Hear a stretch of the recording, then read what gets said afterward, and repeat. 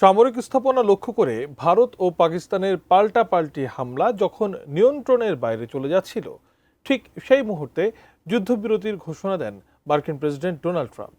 প্রেসিডেন্টের এই ঘোষণার পরপরই নয়াদিল্লি ও ইসলামাবাদের পক্ষ থেকে যুদ্ধবিরতির বিষয়টি নিশ্চিত করা হয়। এমন পরিস্থিতির মধ্যেই ভারত ও পাকিস্তানের সামরিক দুর্বলতা নিয়ে চাঞ্চল্যকর এক তথ্য ফাঁস হয়েছে। বিস্তারিত জানাচ্ছেন শেখ ফরিদ।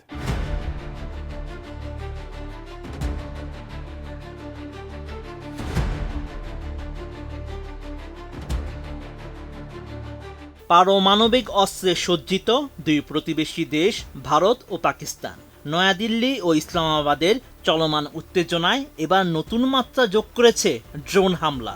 সাম্প্রতিক এই সংঘাতে দুই পক্ষই ড্রোন ও ক্ষেপণাস্ত্র ব্যবহার করেছে, যা বিশ্বের প্রথম ড্রোন যুদ্ধ হিসেবে অভিহিত করেছে বিশ্লেষকরা। কাশ্মীরে সন্ত্রাসী হামলার পর থেকেই দুই দেশের সম্পর্ক ঠেকেছে তলানিতে গিয়ে। এমন উত্তেজনার মধ্যেই গত ৭ মে পাকিস্তানের ৯টি স্থাপনায় ব্যাপক ক্ষেপণাস্ত্র হামলা চালায় ভারত। এরপর ১০ই মে মধ্যরাতে আবারও দেশটিতে ক্ষেপণাস্ত্র ছোড়ে ভারতীয় বাহিনী। জবাবে পাকিস্তান ১০ মে ভোর থেকেই ভারত জুড়ে তাণ্ডব চালায়। ওই হামলাগুলোর মধ্যে রয়েছে ভারতের ১১টি সামরিক স্থাপনা, যার মধ্যে অন্যতম পাঞ্জাবের অমৃতসরে অবস্থিত সুপারসনিক ক্ষেপণাস্ত্র ব্রহ্মসের মজুতাগার। মাত্র ৮৭ ঘন্টার এই লড়াইয়ে ভারত পাকিস্তানের সামরিক সক্ষমতার দুর্বলতা ফাঁস হয়েছে, এমন চাঞ্চল্যকর তথ্য দিয়েছেন নিরাপত্তা বিশ্লেষক মাইকেল সোব্রিজ। তার ধারণা, উভয় পক্ষের সামরিক দুর্বলতা রয়েছে এবং একে অপরকে তারা আঘাত করতে পারে।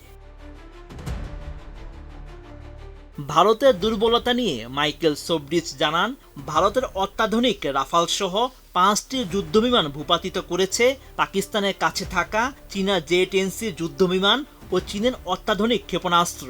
এমন দাবিটি যদি সত্যি হয়, তাহলে এই বিষয়টির প্রতি বিশ্বের অনেক দেশ নজর দেবে। পাকিস্তানের দুর্বলতা নিয়ে এই বিশ্লেষক জানান, ফ্রান্সের স্টর্ম শ্যাডো দূরপাল্লার যে ক্রুজ ক্ষেপণাস্ত্র ব্যবহার করেছে ভারত, সেগুলো পাকিস্তানের লক্ষ্যবস্তুতে বেশ কার্যকর হিসেবে প্রমাণিত হয়েছে। এমনকি পাকিস্তানের আকাশ প্রতিরক্ষা ব্যবস্থা এগুলো ঠেকাতে ব্যর্থ হয়েছে। তাদের প্রতিরক্ষা ব্যবস্থাও আবার চীন থেকে নেয়া।